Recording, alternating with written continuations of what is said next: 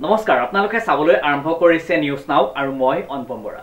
ঢকুৱাখানাৰ ঘিলামৰা থানাৰ অন্তৰ্গত মেলেকিত জিয়াধলৰ কোবল ফুটত সন্ধানহীন 40 বছৰীয়া চিত্ৰ গোহাঁই নামৰ এজন ব্যক্তি। শোকাকুল পৰিৱেশে বিৰাজ কৰিছে সমগ্ৰ অঞ্চলত। নিউজ নাওৰ এক বিশেষ প্ৰতিবেদন। ঢকুৱাখানাৰ ঘিলামৰা থানাৰ অন্তৰ্গত মেলেকিত জিয়াধলৰ কোবল ফুটত সন্ধানহীন 40 বছৰ বয়সীয়া চিত্ৰ গোহাঁই নামৰ এগৰাকী ব্যক্তি। শোকাকুল পৰিৱেশে বিৰাজ কৰিছে সমগ্ৰ অঞ্চল। ঘটনাটো কেনেকৈ হ'ল কওকচোন। আপোনালোকৰ ঘৰ মানে আপোনালোকৰ দুইজন প্ৰথমতে সেইটো পাৰলৈ গৈছিলে ন? তেতিয়া পানী কিমান আছিলে? হয়, তাৰপৰা আপোনালোকে আম আনিলে সিটো পাৰ পৰা ন? আম আনি পিনি আহোঁতে দুইজন লগতে আহিছিলে নাই?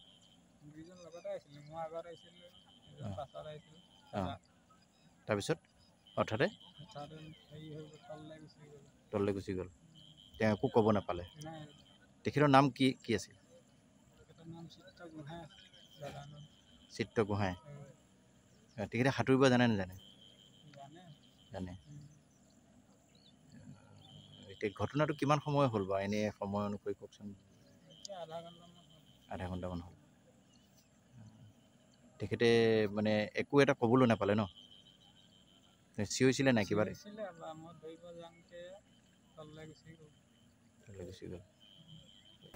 উল্লেখযোগ্য যে মেলেকি এজাৰণী গাঁৱৰ চিত্ৰ গোহাঁই আৰু ত্ৰিকেন্দ্ৰ গোহাঁই খোজকাঢ়ি জিয়াধল নদী পাৰ হৈ আম পাৰিবলৈ গৈছিল সিপাৰলৈ। ঘূৰি অহালৈ জিয়াধলৰ বুকুত পানী বাঢ়ি তীব্ৰ সোঁত হোৱাত আগৰ দৰেই খোজকাঢ়ি নদীৰ বুকুৰে পাৰ হৈ আহোঁতেই চিত্ৰ গোহাঁইক তীব্ৰ সোঁতে উটাই লৈ যায়।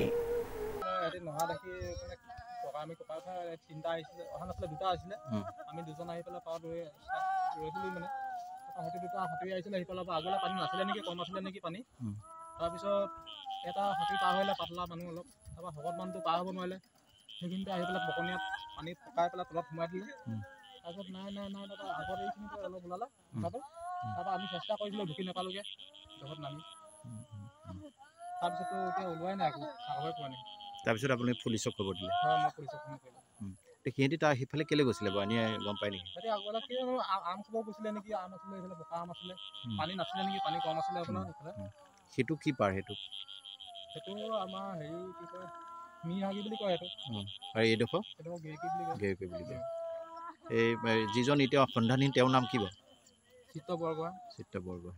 ঘিলামৰা আৰক্ষী আৰু SDRF বাহিনীয়ে অভিযান আৰম্ভ কৰিছে যদিও বাতৰি লিখা পৰ্যন্ত ব্যক্তিগৰাকীৰ সন্ধান পোৱা নাই। Jintu কোচৰ report, news now.